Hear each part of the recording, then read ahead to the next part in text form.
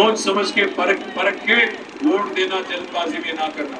अगर आपको गोशामहल का तरक्की देखना है, गोशामहल का विकास देखना है, गोशामहल में डेवलपमेंट देखना है, सिर्फ और सिर्फ केसीआर साहब के साथ मुमकिन है, बाकी लीडरों से नहीं।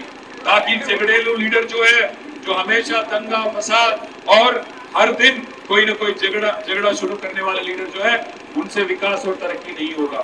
उनसे झगड़ा हो सकता है, उनसे बाकी चीज हो सकता है, पर उनसे विकास नहीं होगा। इसीलिए 30 तारीख नवंबर उसी निशान है हमारी। ఏం గుర్తుమన్నది ఇంత మెల్లగా भयपड़ता डर रहे क्या? किसी का खौफ है, किसी का डर है? हम आपके साथ है, डरो मत, किसी से डरो मत, ना योगी से डरो, ना मोदी से डरो, ना किसी से डरो। डरना किसी के बाप से नहीं है, ये अपना तेलंगाना है, देख लेंगे हर किसी को। इस वास्ते मैं बोल रहा 30 तारीख नवंबर बाहर निकलो आप। अगर गोशामहल का तरक्की चाहते हो, गोशामहल का विकास चाहते हो, तो कार के निशान पे वोट दो।